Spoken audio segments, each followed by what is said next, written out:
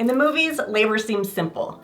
Your water breaks, you scream a little, jump into a cab, scream some more, and then bam, your baby's born. But let's be real, that's terrifying, and it's not usually how it goes. Maybe you've heard stories from friends who thought they were in labor and then got sent home. The start of labor can be a little confusing. In this video, we'll talk about signs of labor from a midwife's perspective so that you can trust yourself to know when it's your time to bring your baby into the world. Whether you're pregnant, a birth worker, or simply in awe of the power of birth, you're in the right place. Subscribe to my channel and let me share some wisdom from the womb with you. I'm Geneva Montano.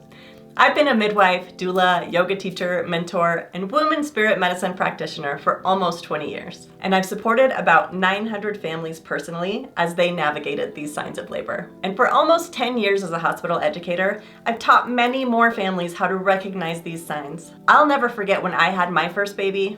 I wasn't sure at first, and I remember wondering if this was the real deal. But after everything was said and done and I looked back, I 100% knew. It was around midnight. I had just gotten into bed after picking up my house, and my partner was snoozing away. I woke him up and I said, "I'm having pains." He asked, "What kind of pains?" And I said, "I'm not sure." So he went back to sleep. For the next few hours, I went through tolerable contractions by myself. Around 6 a.m., we finally headed to the hospital through rush hour traffic, and by 1 p.m., I met my baby. Even though I wasn't sure at first, when I really tuned into my body and my baby, I just knew this was the day I would meet them. Over the years, I've said the same thing to nearly every person I've helped.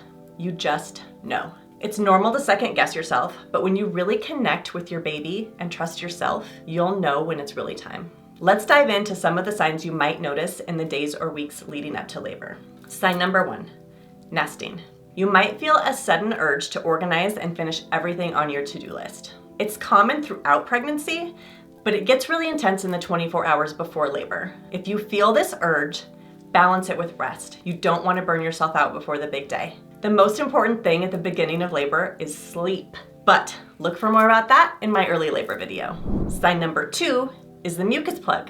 Some people lose it as labor begins, or they may notice some bloody show. The mucus plug looks like a big booger, and it may contain a little blood. It's just mucus that comes out as your cervix changes. It doesn't necessarily mean that labor is near. Bloody show, on the other hand, is more of a sign that things could be starting. If you see pink or blood-tinged mucus and notice mild contractions, it could be the start of labor. But don't rush. Rest is key.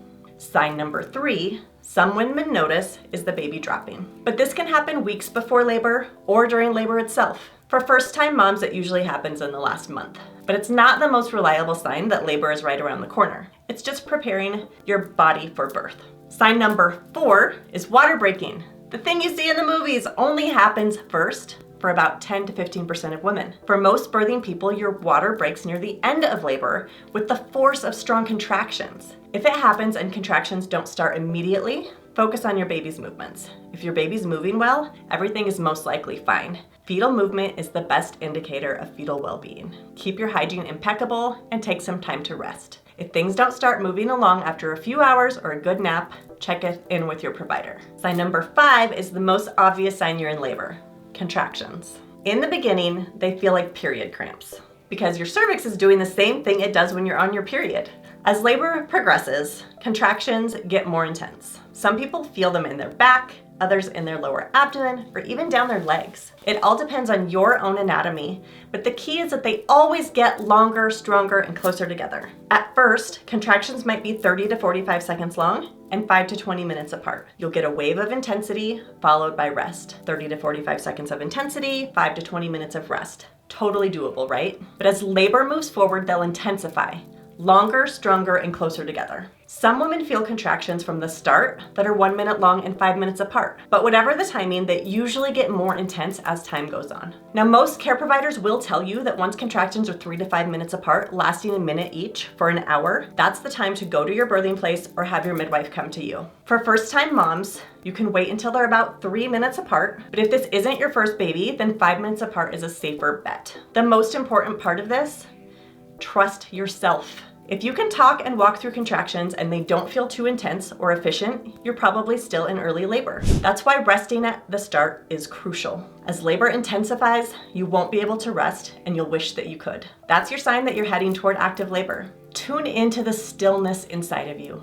Check in with your baby. Is it the right time for extra support, or can you wait? Sometimes getting to the hospital too soon or having people around too early can slow things down. The key is trusting yourself, your body, and your baby. Now let's talk about pre-labor versus true labor. Pre-labor contractions don't follow a predictable pattern. They don't get stronger, longer, or closer together. You might have contractions that are 7 minutes apart for an hour, and then they don't intensify.